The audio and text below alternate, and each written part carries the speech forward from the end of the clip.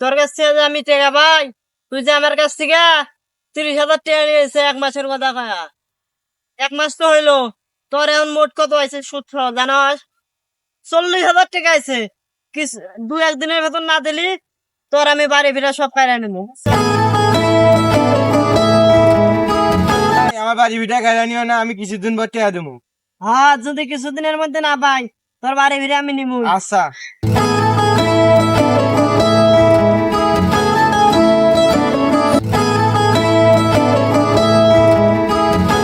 রাকিব, তুই কোনে যাস? আর আমি শুনলাম তুই বলে কুরবানি দিবি, হাটের মধ্যে বলে সবচেয়ে বড় গরু যেটা, তুই বলে সেটাই বলে কিনছোস। গরুর দাম বলে 3.5 লাখ টাকা। সামনে যাই একটু মির্জাপুর বাজারে যাবো, একটু আদা রসুন টসুন কিনে নেবো সামনে। আর কয়েকটা দিন আছে তো, গরু তো কিনছি সামান্য কিছু টিয়া দিয়া হোক। তোর দাঁত থাকলো ঈদের দিন আঙ্গর বেতে আইছিস। দিয়ে বিদ্যুৎ, তুই এটি জাত সুদের ওটার সাথে কি করতেছিস? সুদ খাইতে খাইতে শালা এতখানি ভুড়ি বানাইছে। বউ ছিল মনে কর ঠিক মতো থাকে না, আর জারুয়া বউটে নামাজ পড়ে 5 ওয়াক্ত সুদ খায়। আবার বলে শুনছে মেয়ে বলে কুরবানির গরু কিনছে। কিরে জারুয়া, সত্যি কুরবানির গরু বলে কিনছিস তুই? আর কথা বাদ বিদ্যুৎ, তুই মোর বাড়িতে ঈদের দিন যাস তো ভাই, গরুটা জব করা নাইবে, তুই থাকিস মোর বাড়ি।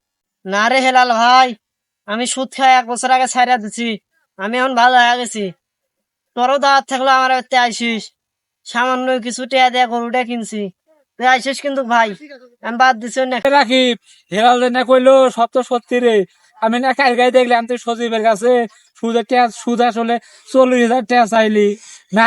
টাকা না দেওয়ার পরে তুই বলে বাড়ি ভিতরে নিবো, আমার বাচ্চা যা কান্না করলো। ভাই, আমি আজ থেকে তওবা করলাম, আমি আর সুদ খামু না। যখন সুদ খাইছি, সুদ খাই। আমার বউ ছেলে দেখ, অসুখ ছাড়ে না।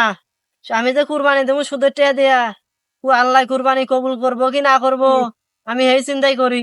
আজ থেকে আমি তওবা করলাম, সুদের টিয়া আর খামু না। আমার বাড়িতে আইসিস তুই।